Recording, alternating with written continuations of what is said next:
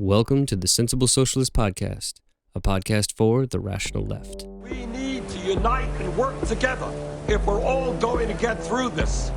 Sounds like socialism to me. The amount of people I see talking about socialism positively is actually staggering. Do you think, do you really think that a proletarian revolution is just around the corner in America? Grab your pitchforks and stab your mayor. Your hero, Obama. He's not my hero. I'm How not heroic fucking he idiot. comes If Bernie Sanders were president, right, and he wanted to bring the same ideas as for socialism into this country, do you think that we would benefit? Yeah. But I just told you Venezuela's eating rats. But I just want people to have health care. I don't want, Same thing Hugo Chavez. Oh my god. You people have, worms in your brain, honestly.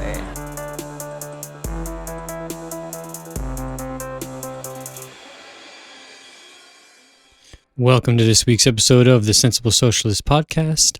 I'm your host, Kevin Gustafson.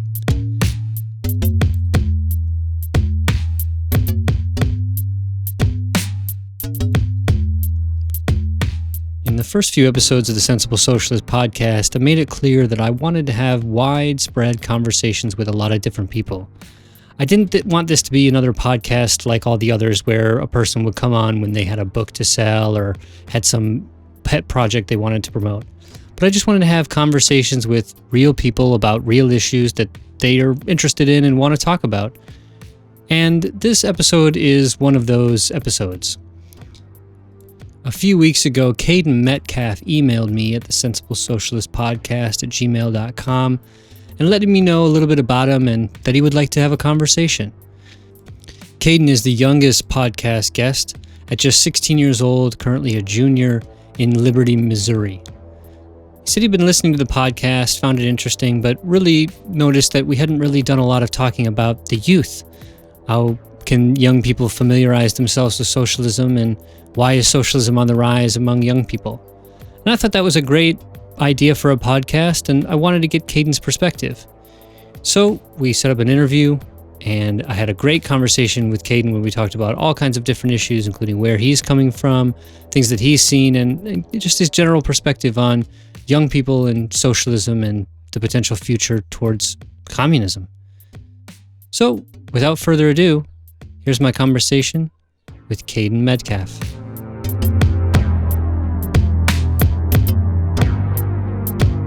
So I'm here with Caden. Caden, thanks a lot for being on the Sensible Socialist Podcast. Absolutely. Thank you for having me. So I do this with everybody, and I just want to give you the chance to kind of introduce yourself, give us a little bit of a background about who you are, and ultimately kind of lead that up to whether or not you call yourself a socialist. Yeah, absolutely. I'm a senior at Liberty High School, located in Liberty, Missouri. I'm a debater. And yes, I identify as a socialist. So I've always said that there are as many definitions of socialism as there are socialists. So for you, what does the term socialism actually mean? Right, yeah. I completely agree with that. There are several different definitions and meanings for everyone. For me, it might be viewed as a controversial opinion, but I just view socialism as anything that opposes capitalism or a system that embraces people over profit. And I also agree and would submit that socialism is the abolition of exploitation in every form and oppression in society. Okay, so yeah, I mean, that's a fairly broad definition, but I've had Richard Wolff on the podcast, and he just called it a yearning for something better than capitalism.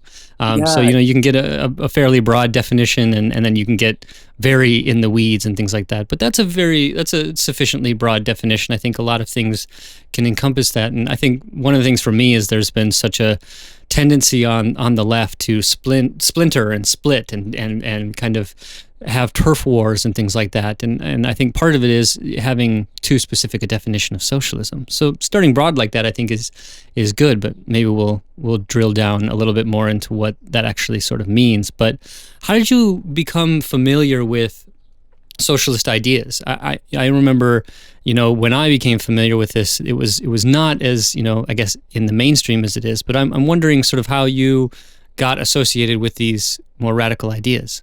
Right. My household and my family isn't particularly politically active, but it's always been drilled into us that anything that's not conservative, anything that's not Republican is wrong. Mm. But I really got interested in politics during the 2016 presidential election, just because I feel personally that election had the most media coverage, it had the most discussion, and it was really going to just set precedent of how our country was going to continue to operate. And I really got wrapped up in Bernie Sanders. And to me, as an individual who didn't know anything about politics, who didn't know anything about government, his platform and what he advocated for, in my perspective, was just common sense. It wasn't controversial, in my opinion. And then I figured out that he publicly identified as a democratic socialist.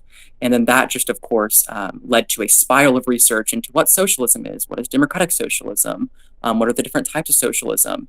And then I really began to invest myself in Karl Marx. And I read the Communist Manifesto in a matter of hours. I'm currently still reading Capital by Karl Marx.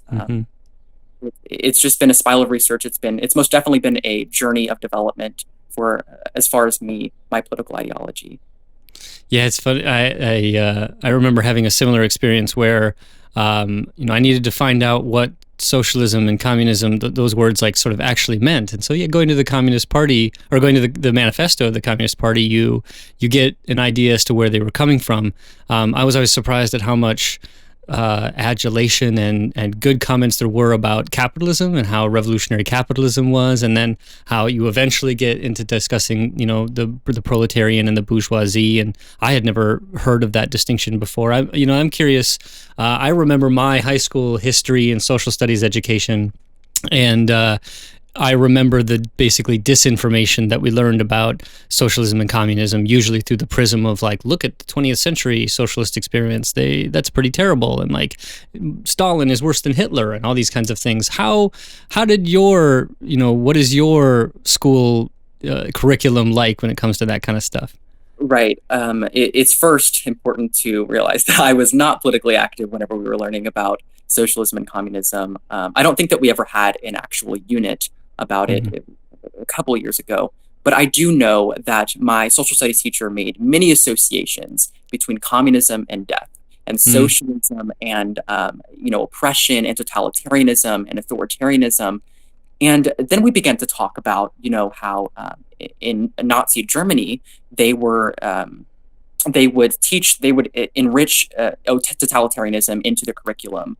And then I thought, that's really interesting, because it seems like right now they're attempting to, construct how we view communism and socialism just as Germany did. So I thought that was very interesting. But yes, there were many negative associations whenever we were learning about socialism and communism in history. Yeah, that doesn't surprise me. Education is really just especially under the current system. It's just, I've always kind of joked that it's a system that makes sure that you make workers who are smart enough to run the machines, but not quite educated enough to want to smash them.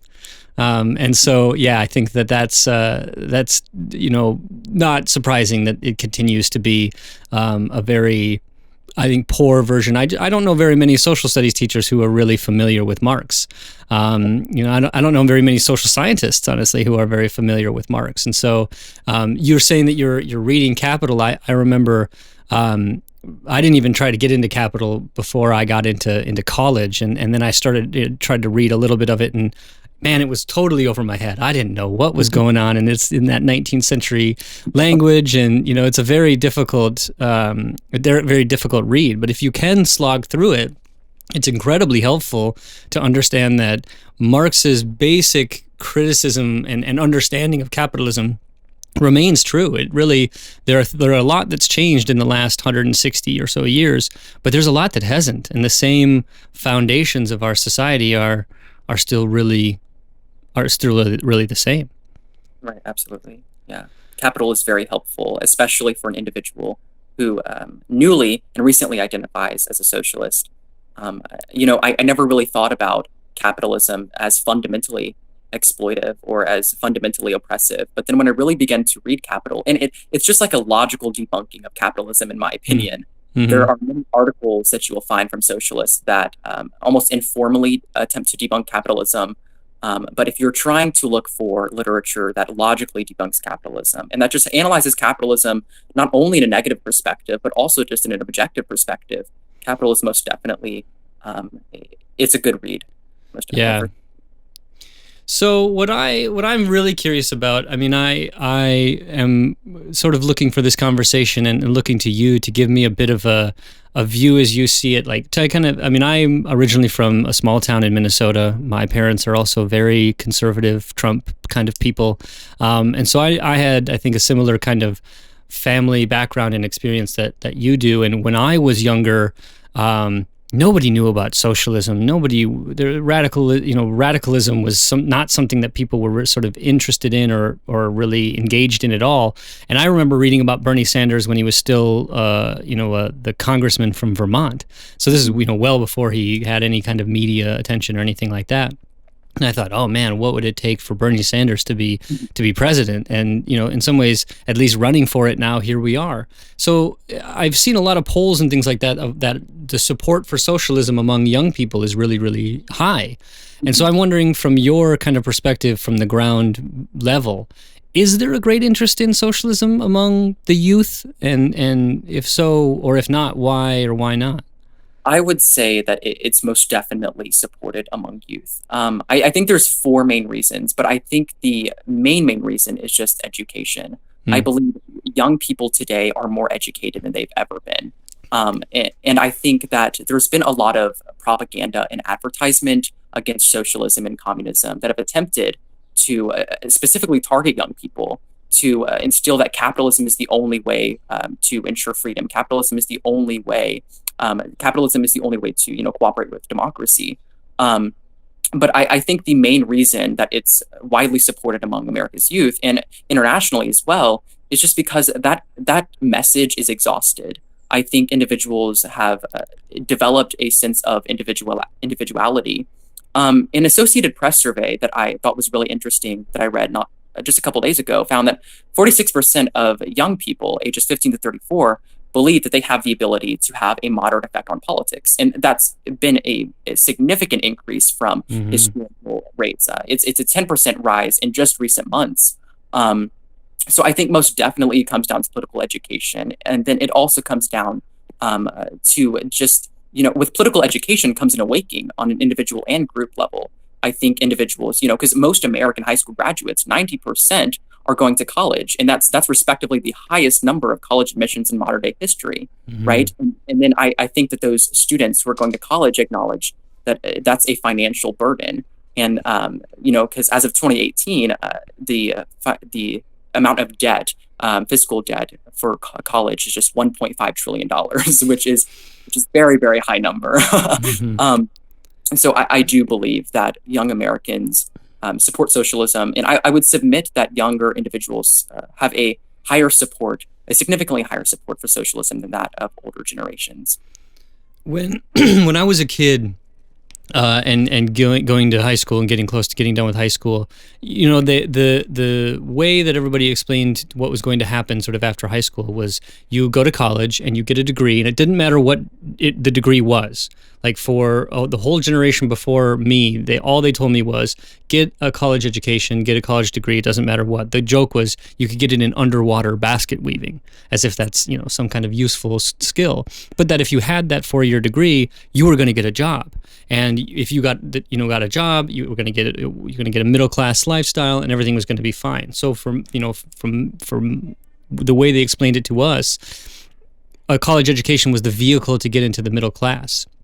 And it was not talked about high levels of college debt. That's when the sort of cost of the tuition was really going up and debt was really increasing. And I think it was my generation that was really the first one to be saddled with the kind of debt that we're seeing now.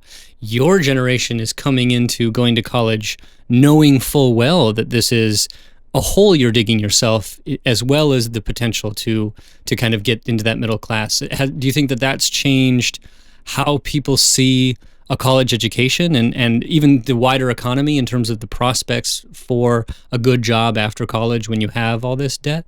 Absolutely. I think that a majority of young individuals, I think that they have to make a decision for themselves. I think that they ponder on that decision as well. Do I get a college degree, and have at least a semi-successful lifestyle or semi-successful career, or do I not and just trust in the economy and trust in the workforce, trust in the businesses that are hiring at that point. But I do think that as of right now, the largest burden to obtaining a college degree and college education is the debt. I mean, the average college debt among student loan borrowers in the United States is over $32,000. And I'm making that decision right now. I mean, I have people in my family that are like, you shouldn't go to college just because of how expensive it is, because you're going to be in an enormous amount of debt. And then I have, my parents on the other end that are like, you should go to college because as of right now, the workforce, a large percent of the workforce requires a college degree. And I mean, I most definitely am set on going to college, but I do know that there has been instances in which I have doubted my ability to go to college because of the financial burden. And I believe that there are many individuals and many young Americans who are in that similar boat as well. Do you think that that's, a main contributing factor to the sort of relative higher degree of political consciousness among younger people? I mean, what are the issues like that young people you think are specifically facing? Right. I think that specific issues such as college debt and the enormous and just how much education has become for profit rather than just for the common good. I think issues such as college debt have contributed to individuals leaning left, individuals identifying as socialist, individuals identifying as leftists. I know that the price of education and the financial burden of education for me personally was one of the most important issues as to why I supported Bernie Sanders' 2016 campaign and his unfortunate campaign that he unfortunately dropped out of.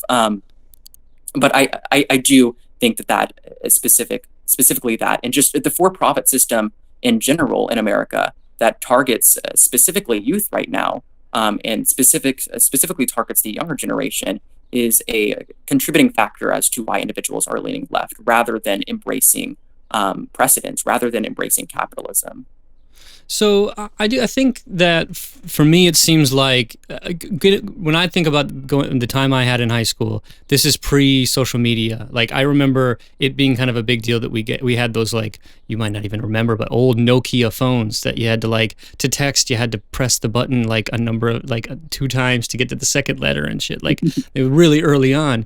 And so there wasn't social media. There wasn't this kind of bombardment of information, both good and bad and legitimate and illegitimate and all that kind of stuff. And so I'm very curious to hear your perspective on sort of social media in general, because I see social media as having this huge potential to be able to educate and present information and present. I mean, I've found things on social media that I probably wouldn't have found other places.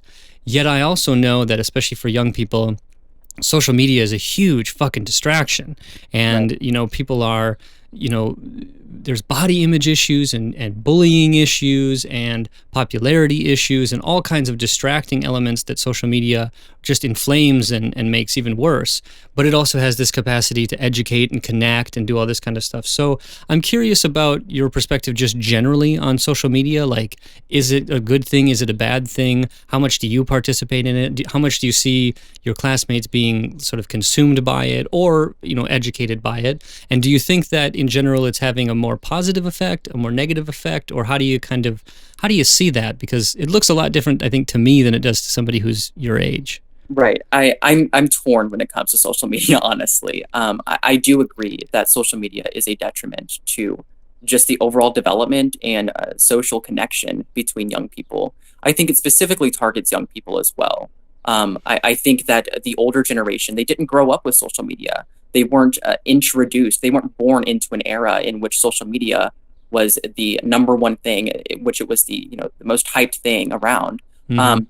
I do agree that it consumes a lot of people, and I constantly have the tendency, and I constantly have the desire to look at this app that I have on my phone, and it's called Digital Wellbeing, and it tells me how long I've been on my phone. And some nights I'll look at my phone and it'll say that I've been on my phone for 13 hours that day. And I'm like, that is impossible. That number is way too high.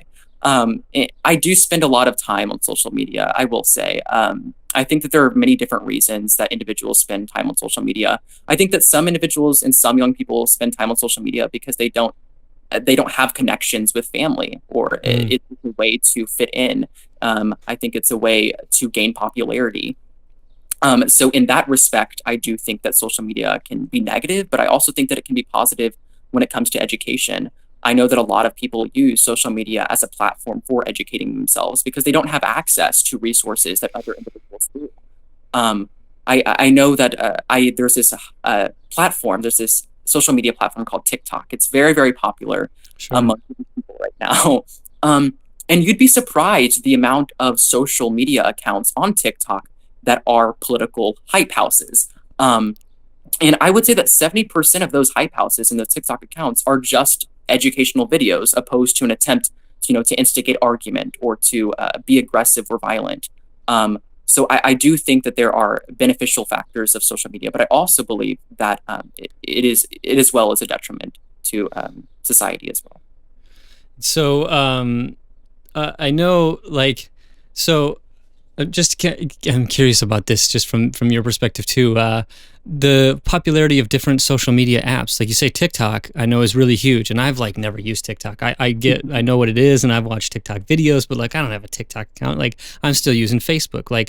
I don't think people, especially younger people, have moved away from Facebook. Are there social media applications that are primarily geared towards and used by young people, that other than maybe TikTok, that are, if one has the goal of trying to maybe focus on and do some kind of education or radicalization among the youth, what social media platforms do you think they should use? That's a very interesting question, and I think that just kind of exposes how much social media needs to improve. I have looked, and it is very hard to find a social media application or platform that is dedicated just to education and development and growth in certain areas. I mean, I wouldn't say that there is any social media platform. I'm sure that there is, but I wouldn't say that there's any social media platforms that are increasingly popular among youth in which is just dedicated to education.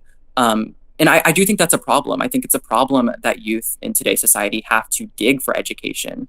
I think it's a problem, and that needs to be taken in the hands of many other individuals. And it's also interesting just to see how much it's a burden to America's youth who want education as well, because of the actual developers of social media platforms that pledge to not be a platform for politics or political advertisement. I do know that TikTok, a lot of it is there's several different accounts that are dedicated just to political accounts and young people involving in politics and educating themselves on government and the system. But what's interesting is TikTok has pledged to not be a platform for political advertisements, and they deem a lot of the time just educational videos on political science or on government as political advertisements. And so a lot of the time, those creators and content creators coming back out, making more videos and saying, this video is banned just because I was educating individuals on what the ACAB movement is, or just what the Black Lives Matter movement is. So it is a problem among social media, just how much it is a burden for young individuals to have to dig for education, really. Yeah, I mean, I think that just represents the fact that even the apolitical stance is in of itself political, especially when you're TikTok and you're taking advantage of the sort of general system that you're engaged in terms of international capitalism. It isn't as if TikTok isn't making money, and isn't TikTok also a Chinese company? So it has, it has those kind of both problematic and interesting sort of things. The idea that a Chinese application would be apolitical seems somewhat laughable, as would any American one. I mean, I don't think Facebook is apolitical either, So I'm curious too. One other thing, I mean, having had a child, this has been really something that's could become really important to me, which is the international crises, the specific international crisis of climate change. Mm-hmm. And, for the generation preceding mine and even mine, there's a certain kind of sense that yeah, it's a big deal and it's important, but it's really not going to fuck up my life. Right. But you look at your generation and my son's generation, and you are going to experience the dire consequences of the inaction of my generation and the generation before mine. So how much is climate change on the minds of young people, and how much does it radicalize them, turn them off to politics, or what effect is the sort of general knowledge about the coming crisis that climate change will cause having on young people's political consciousness? Right. I think climate change is almost constantly on the minds of young Americans, especially those who are politically active or politically conscious. Just look at Greta Thunberg. Mm-hmm. It's amazing. I think more specifically, the radical left among the youth acknowledges that solidarity amongst countries is the only way for global society to operate, right? So I think that a lot of individuals and a lot of youth, because as of right now, we are taught in class, we are taught in school, and I'm thankful for that it has been intertwined in our curriculum, that climate change is real, that global warming is real. And so we acknowledge it, it's unavailing to protest climate change in the United States independently, or Sweden independently, or France independently, because it achieves nothing, right? So I think it very much so radicalizes and energizes younger people to know that the youth in Missouri or the youth in Georgia aren't the only ones demanding a response to climate change, but rather students are demanding a response in Sweden, France, Tokyo, Australia, Turkey, India, and in over 120 countries. I think that whenever we're presented with the evidence that 97% of global accredited scientists have come to the conclusion that climate change poses a direct threat to our environment, but as well as human existence, I think that most definitely, unquestionably radicalizes individuals who are politically active and youth who are politically conscious as well.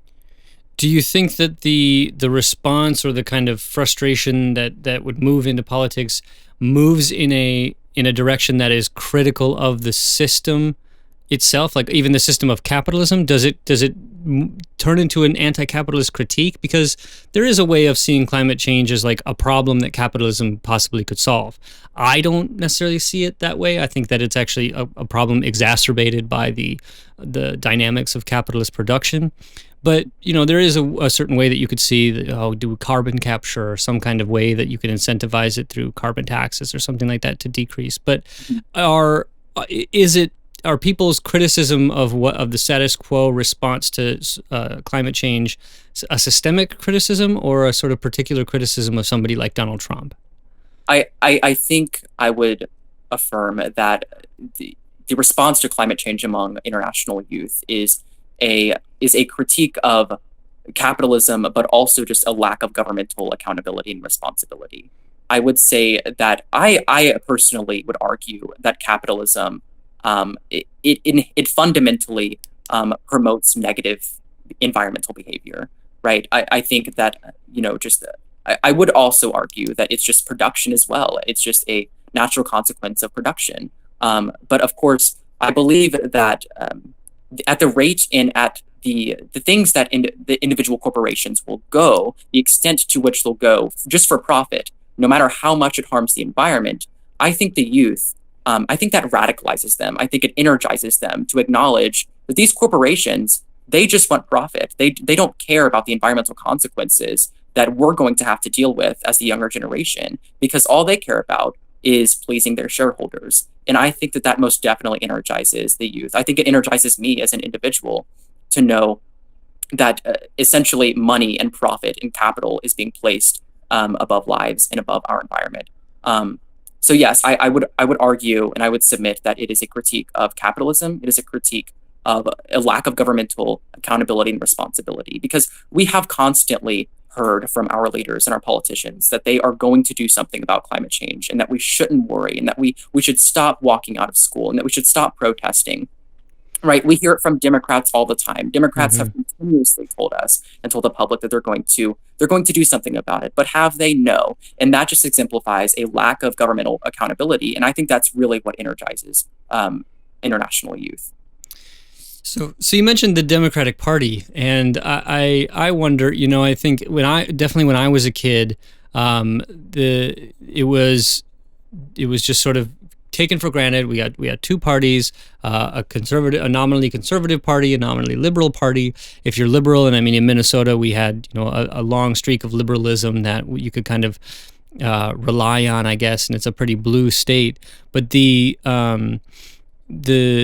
way that any kind of political movement would be funneled would be into the state Democratic Party or to a local Democratic Party politician. And it became pretty clear to me pretty early on that the Democratic Party was not really a genuinely liberal party, and those kinds of things. And I think I didn't have the experience of watching somebody like Bernie Sanders get screwed like he did twice by the Democratic Party, and it sort of lay its cards on the table and say, look, we're like Nancy Pelosi said, we're just all capitalists, and there's no room here for any socialists, and we're not a socialist party. So I want to know first how you sort of see the Democratic Party and see the future of the Democratic Party and the potential maybe of a third party and what you would want that to look like. And then how maybe, younger people see the Democratic Party. Is there still support of the Democratic Party, or do you think if there was a third party, young people would flock to it? Right. As soon as I began to become interested in politics and politically active, I identified as a Democrat. I was a member of the Young Democrats. I became a secretary of the Young Democrats party club at my school. And that's whenever I just kind of went with the flow. I just kind of said, oh yeah, that makes sense to me. Yeah, pro-choice, that makes sense to me. Gun laws, that makes sense to me. And that's as far as my political education went. And then I really began to just step back, and especially during the primaries, the recent primaries in the country, I just began to step back and looked and kind of analyzed the actual differences and similarities between the Democratic Party and the Republican Party. And I just came to the conclusion that the two-party system in America is immensely counterproductive, right? I believe that the Democratic Party and the Republican Party, I believe that they have a similarity, and the similarity is they will do whatever is necessary to ensure that a third-party candidate does not get elected, whether that be on a local level, whether it be on a state level, whether it be on a federal level, because it poses a threat to their existence. And I think the Democratic Party, with Nancy Pelosi saying, responding to that reporter and saying that we're capitalists, we don't have room for socialism in the United States, I think that just exemplifies the fact that the Democratic Party acknowledges that they aren't being as productive as they should be doing, right? I think that they acknowledge that. And I think that they acknowledge that if socialism is embraced in the United States, which it's inevitable that's going to be embraced, we see that now among America's youth, I think that they acknowledge that they're going to be voted out. They're going to be replaced with a third party. So I would submit that the Democratic Party is just as counterproductive, just as unproductive as the Republican Party. I agree that we should be given the opportunity, we should be given the accessibility to elect third-party individuals who don't want to identify as a Democrat or Republican, because they acknowledge that it's just counterproductive to policy, it's counterproductive to the common good.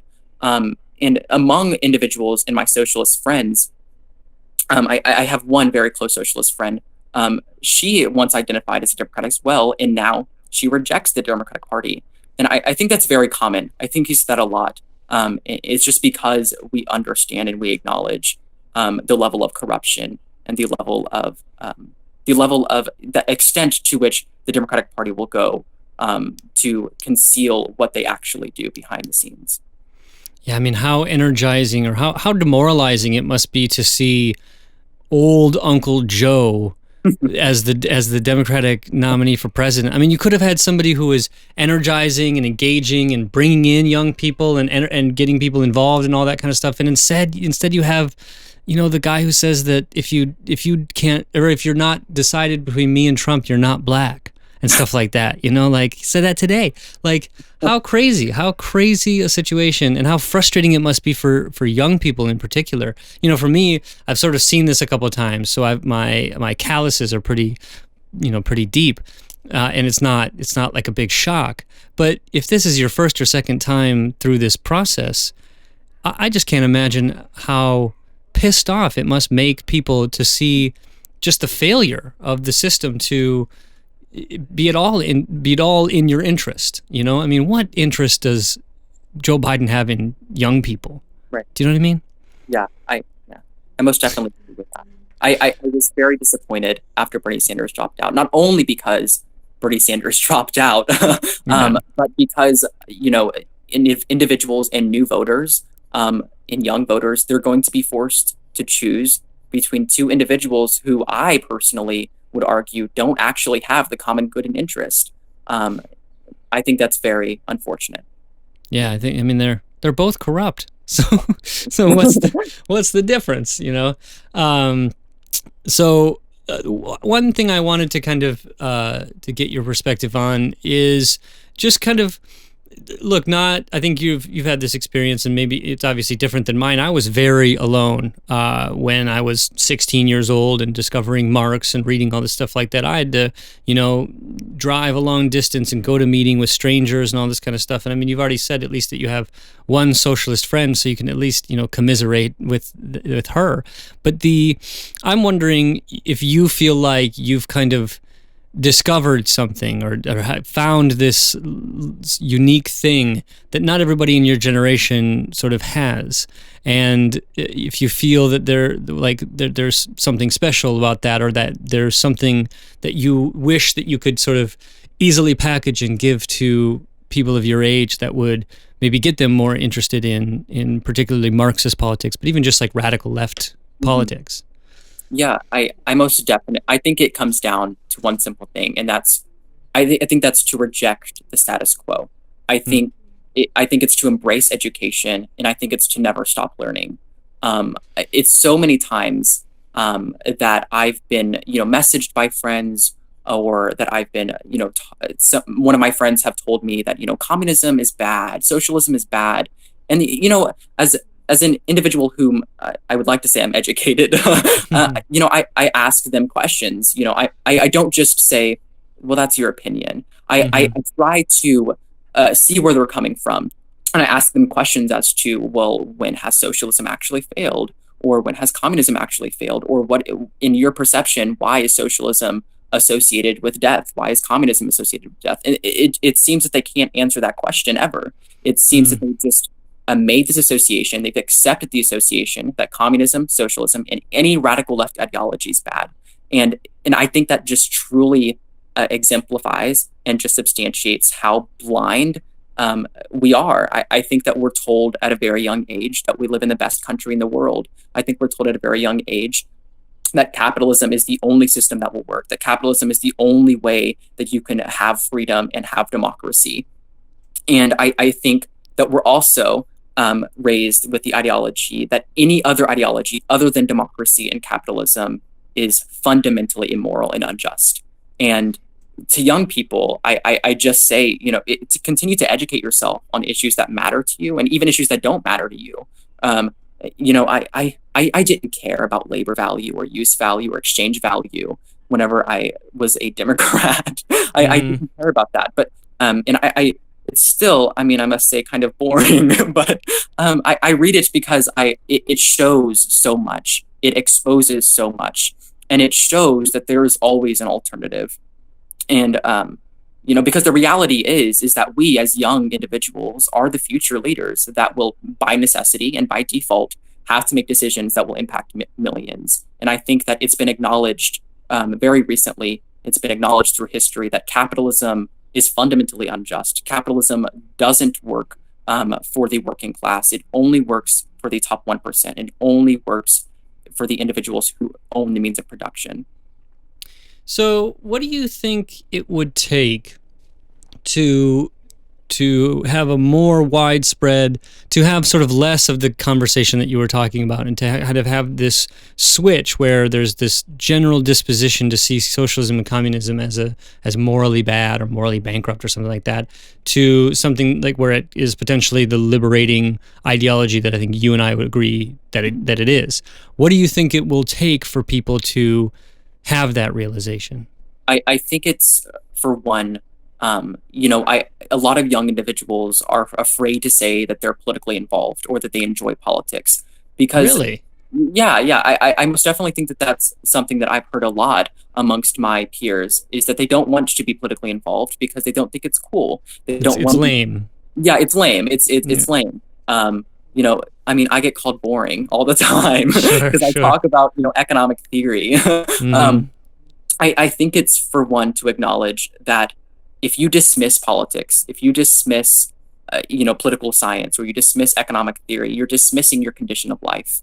I think it's going to take mass organizing. I think it's going to take a normalization of being involved in politics. You can't live in a society that is under the control of a government and not be involved with that government. You can't, because you will have no say in, your working conditions. You will have no say in how you were treated through the education system. You will have no say in how you live the rest of your life after your career, right? But I also think it's going to take mass organizing. I think, I think there's something fundamentally and inherently different between casting a ballot every 4 years than in that of mass organizing and actually going in the streets and demanding a response from the government, and demanding transparency. Do you think that coronavirus, that we're experiencing unprecedented times for me and basically anybody who's been alive? I mean, I don't think many people remember the 1918 Spanish flu, which would be the closest thing.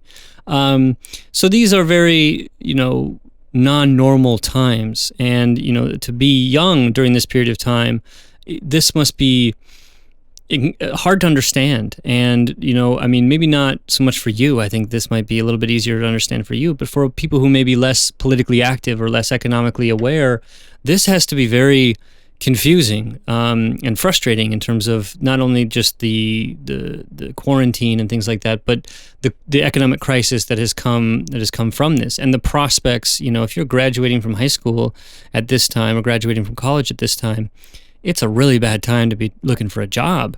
And so, and even a really hard time going to class. I mean, going to class online, it's not the point of going to college or even, going to school at all. So do you think that the coronavirus has accelerated or maybe even slowed interest in more radical politics? I think it's irrefutably I think it's energized it. I think it's energized the radical left. I think you can go on TikTok, I think you can go on Instagram or Snapchat, and if you have anybody who's identifies as a socialist or even a Democrat, I would say they've acknowledged and that the coronavirus has exposed the fragility of the United States system. But more importantly, the market-based health insurance system. I mean, whenever you have 49% of the country population receiving healthcare benefits through an employer-based system, and then 36.5 million jobs are suddenly gone because of pandemic-induced unemployment, then that means that 27 million Americans have lost healthcare coverage. And that just exposes what for-profit health insurance, the fragility of that. And I think that we, as young individuals who will soon have to claim the responsibility of, finding healthcare, finding, plans that work for us as individuals, I think that really has, it has energized us, and it has energized myself. I never really was big on, before, whenever I began to identify as a socialist, I wasn't really big on a universal healthcare plan. I didn't understand the concept of it. I was like, well, private health insurance can be good.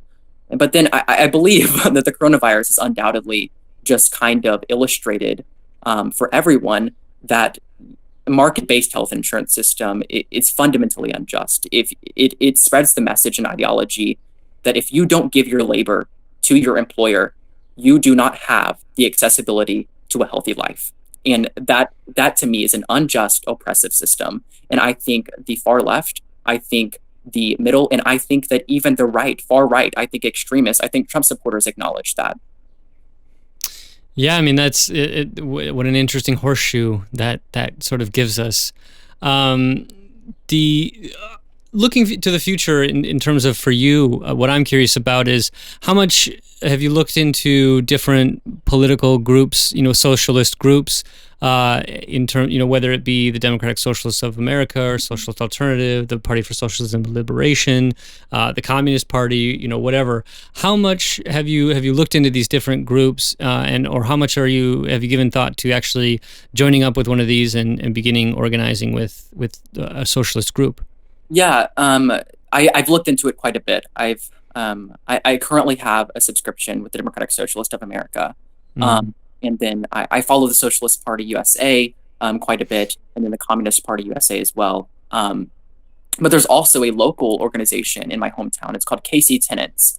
And it's essentially just a organization that advocates on behalf of, housing for all, safe housing conditions, and just, it advocates for a better housing system in the community. But as well, it also advocates for a lot of socialistic ideas as well.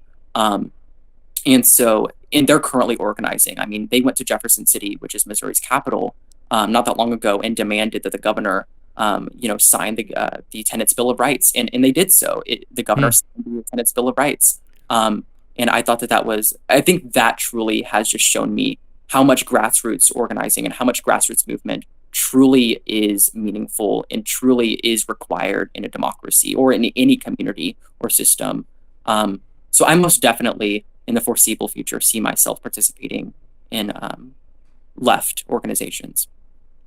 All right, yeah, that's it's they can be. I've been involved in a number of them, and they all have their own different unique characteristics. And so, my only advice would be you don't have to stick with one forever, whether it's DSA or even this is CP or anything like that. They all have their different sort of flavors, and they're all sort of fun.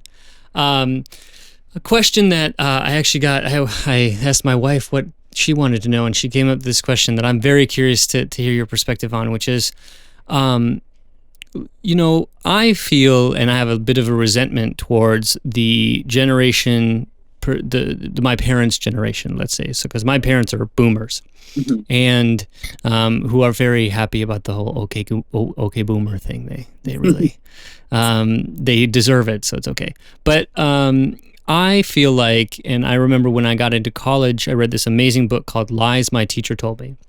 I would totally recommend that to you. Lies My Teacher Told Me is this amazing book that basically goes through high school history textbooks and shows how they're full of shit and how they don't really teach genuine American history. And like, if you really want to understand the true history of the United States, it's completely different than what you learn in your high school history class. So that was important to me. But what lies, I guess, do you think you were told? Lies that your generation spoke. Right. Yeah. I've actually heard of that book. I think someone in my family owns that book, but I'm most definitely going to check that out. But I remember in American history, we were talking about the bombing of Hiroshima and Nagasaki. To me, that was just 5 minutes in the video. It was the first time I've ever heard about it. I've never heard about it before. I was like, that is disgusting. Like, I can't believe we did that. It was really appalling. And I wouldn't say that there are any actual, lies that I'm aware of. I mean, I'm most definitely sure that there are. I mean, but I just remember my teacher, he continuously tried to justify that bombing. He continued to try to justify the United States in that. And it was very interesting to me to see that happen, as not only as an adult, but also as an American citizen. I just thought that was very interesting. And then I've also had teachers just, straight up tell me that a lot of the time curriculum is distorted, is manipulated.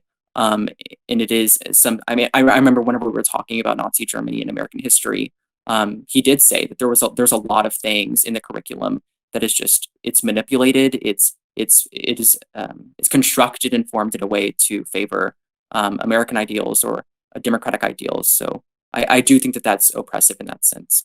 All right, so I have one last question for you, and before I ask it, I want to say thanks. I said, in a very early episode of the podcast that I really am interested in hearing what people out there who are listening, think and how they feel. And it was awesome to get your email and to have you want to participate in this conversation. And I really, thank you for coming on this and giving your perspective. I think it's really important. I teach a I do one lecture in my old high school history class or my high school economics class on socialism because I got frustrated when I was in high school and we didn't talk about socialism. So luckily I had a good enough teacher who would let me give a lecture. I've been giving it since 2004 when I was a senior in high school. So for 16 years now.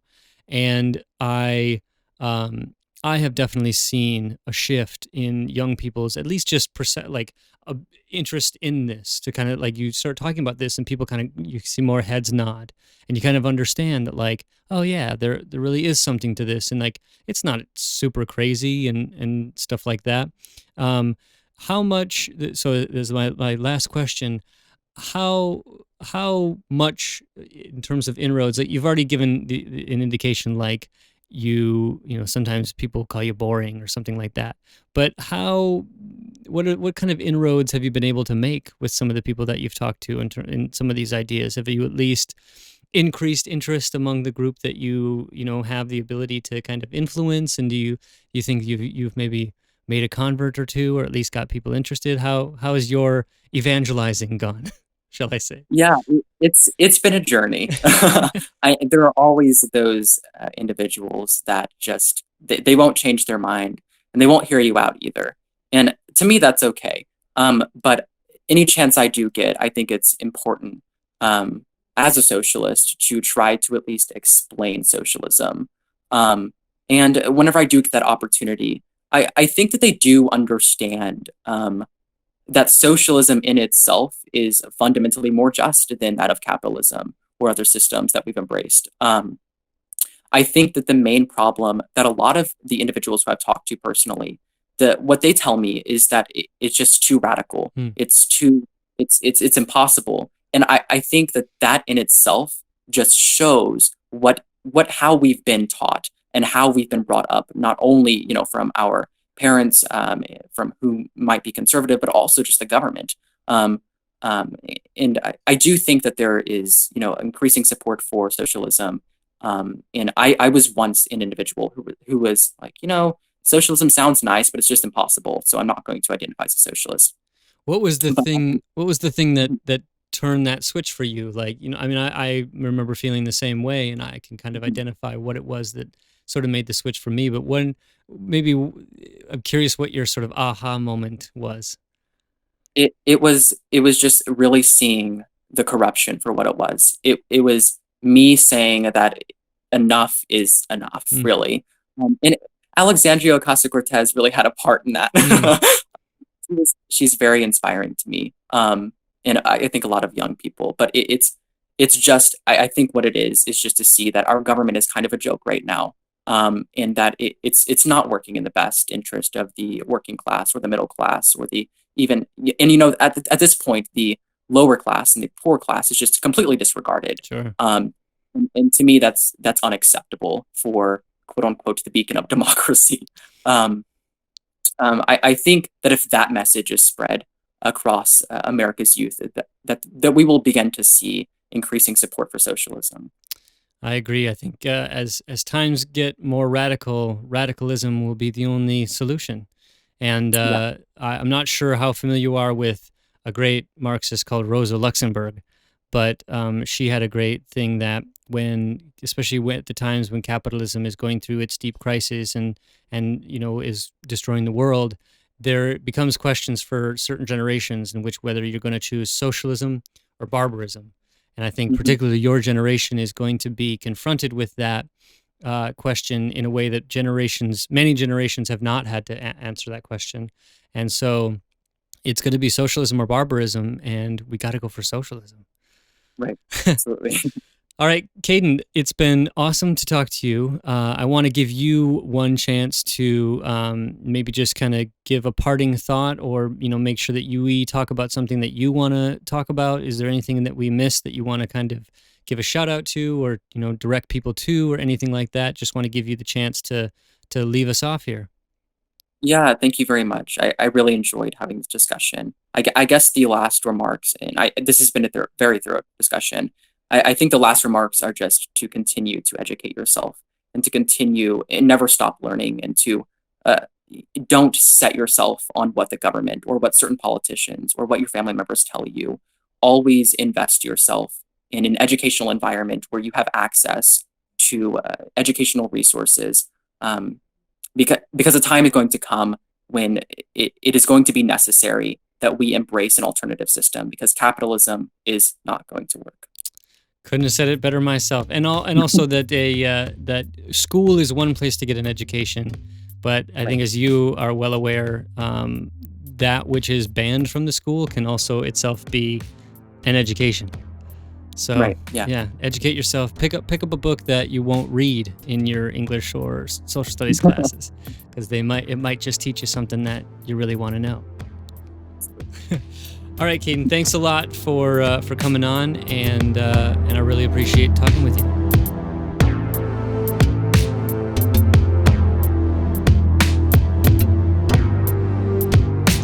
Thanks for listening to this episode of the Sensible Socialist Podcast. This podcast is supported by listeners like you, and no advertisements or anything will ever be said. If you want to support the podcast, please go to patreon.com/sensiblesocialist and give today. Also, please give us a review or a rating on iTunes or wherever you listen to the podcast, as it greatly helps. All right, see you next time.